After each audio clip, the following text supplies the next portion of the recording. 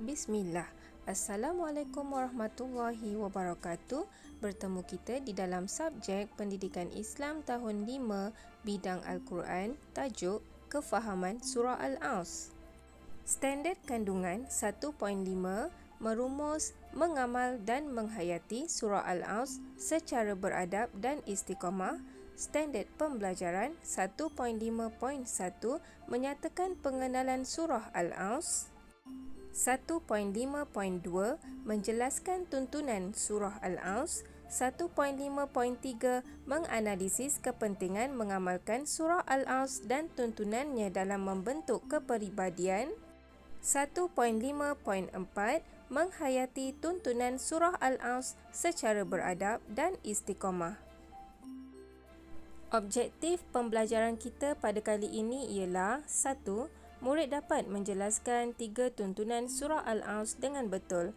Anak-anak mendapat tahap penguasaan 2. Yang kedua, murid dapat menghuraikan 3 daripada kepentingan mengamalkan Surah Al-Aws dengan betul. Anak-anak mendapat tahap penguasaan 4. Dan yang ketiga, murid dapat menilai sekurangnya 4 aktiviti yang dapat memberikan manfaat dalam kehidupan. Tahap penguasaan 5.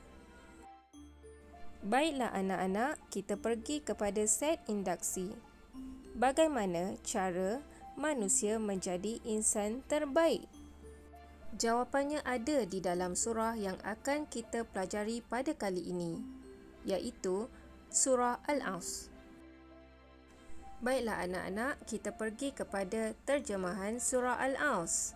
Seperti yang anak-anak tahu, Surah Al-Aws antara surah terpendek di dalam Al-Quran. Apa kata Imam Syafi'i tentang Surah Al-Aws ini? Walaupun pendek tetapi mengandungi maksud yang cukup mendalam. Jika manusia berfikir tentang maksud surah ini, bukan sekadar baca tetapi fikir dan beramal dengannya, maka sudah pasti cukup bagi mereka. Walaupun surahnya pendek, tapi maksudnya menggambarkan faedah sama ada untung atau rugi seseorang itu, di mana Allah meletakkan kaedah iaitu garis panduan. Kalau nak bahagia, macam ni caranya, dan jikalau kita hendak celaka, macam ni caranya. Dengan surah ini sebagai panduan manusia untuk tentukan jalannya bahagia ataupun celaka, jalannya untung ataupun rugi. Mari kita baca terjemahan Surah Al-Aws satu persatu. Bismillahirrahmanirrahim. Wal-Aws. Demi masa. Innal insana lafi khus. Sesungguhnya manusia itu dalam kerugian. Illalladzina amanu wa amilus salihat wa tawasaw bil haqq watawasau bis-sabr, kecuali orang yang beriman dan melakukan kebaikan serta saling berpesan untuk kebenaran dan saling berpesan untuk kesabaran. Pengenalan Surah Al-Aws. Surah ini mengandungi 3 ayat, merupakan surah yang ke-103 dan diturunkan di Mekah. Surah Al-Aws membincangkan kepentingan masa dalam kehidupan manusia.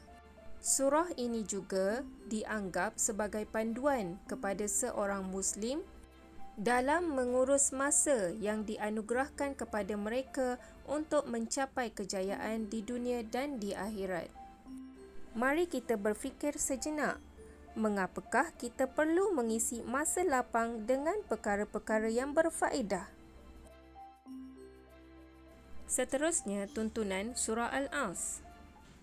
Murid dapat menjelaskan 3 tuntunan Surah Al-Aws dengan betul dan mendapat tahap penguasaan 2. Apa yang dimaksudkan dengan tuntunan anak-anak? Bila mana menyebut tuntunan bermaksud bimbingan, dan surah ini memberi tunjuk ajar kepada kita bagaimana kita menghargai masa dan tidak berada di dalam kerugian. Kita pergi kepada ayat 1 dan ayat 2. Wal-Aws innal insana lafi khusr.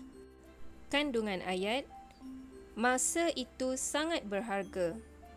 Yang ini tuntunannya supaya kita sentiasa menghargai masa tidak membazir masa dengan perkara yang sia-sia. Illal ladzina amanu wa amilus solihat. Kandungan ayat, kepentingan beriman dan berbuat kebaikan, iaitu tuntunannya memelihara iman kita kepada Allah Subhanahu wa taala, memperbanyak amal ibadat, sentiasa berusaha membuat kebaikan. Watawasau bil haq, watawasau bis sabr. Saling berpesan kepada kebenaran dan kesabaran, berwasiat kepada kebenaran dan juga kesabaran. Tuntunannya ialah mengajak orang lain ke jalan kebenaran, mengingatkan diri dan orang lain untuk bersabar dengan ujian hidup. Seterusnya, mari kita sama-sama faham, yakni tadabbur kalimah husrin, bermaksud rugi. Dalam ayat 2, Innal insana lafi husrin. Sungguh manusia pasti dalam kerugian. Bila mana Allah bersumpah, Allah nak bagi tahu sesuatu, rupanya Allah nak bagi tahu yang manusia berada dalam. Fi maksudnya dalam kerugian. Apakah maksud dalam? Contoh, kalau kita cakap semut di dalam air, maksudnya semut tu lemas kan sebab dalam air. Dalam konteks ayat ini, Allah tak kata manusia rugi, tapi manusia di dalam kerugian. Jadi, kita tak nak jadi orang yang rugi kan? Kena kenal siapakah mereka yang tidak rugi yang Allah maksudkan di dalam surah Al-Aws ini. Mereka yang tidak rugi ialah orang yang beriman, orang yang beramal soleh, orang yang berwasiat kepada kebenaran dan juga yang berwasiat dengan kesabaran.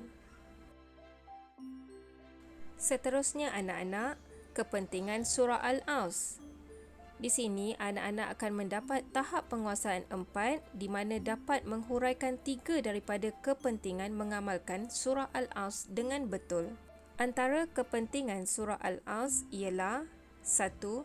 Menguatkan keimanan kepada Allah Subhanahu wa taala. 2. Mengelakkan diri daripada melakukan perkara negatif. 3. Mempunyai matlamat hidup yang jelas. 4. Memupuk sifat sabar dan sentiasa saling mengajak kepada kebaikan. Seterusnya, anak-anak dapat menilai sekurang-kurangnya 4 aktiviti yang dapat memberikan manfaat dalam kehidupan. Anak-anak akan mendapatkan tahap penguasaan 5. Anak-anak boleh rujuk carta di dalam buku teks pendidikan Islam muka surat 25. Jangan sia-siakan masa yang kita ada dan jangan buang masa. Setiap orang mempunyai 24 jam sehari dan anak-anak boleh tengok di mana perkara yang positif dan juga aktiviti yang negatif yang perlu kita buat dan juga kita elakkan. Dan anak-anak kena ingat 4 ciri yang Allah beritahu di dalam surah Al-As, iaitu mereka yang tidak akan rugi, iaitu antaranya orang yang beriman, yang kedua orang yang beramal soleh, yang ketiga orang yang berpesan, iaitu berwasiat kepada kebenaran dan juga berpesan, iaitu berwasiat kepada kesabaran. Rumusan daripada surah Al-Aws ini ialah memanfaatkan masa yang diberikan oleh Allah merupakan tanggungjawab semua Muslim dan akan dipersoalkan di akhirat kelak. Ingat anak-anak, ada hadis Nabi SAW berkata, 2 nikmat yang sering diabaikan oleh kebanyakan manusia ialah kesihatan dan juga waktu lapang. Riwayat Bukhari. Dengan menghayati surah Al-Aws, kita dapat menjadi seorang Muslim yang sejati. Akhir kata, semoga bermanfaat untuk semua. Jangan lupa subscribe channel Cikgu untuk pembelajaran yang seterusnya. Wabillahi taufiq wal hidayah. Wassalamualaikum warahmatullahi wabarakatuh.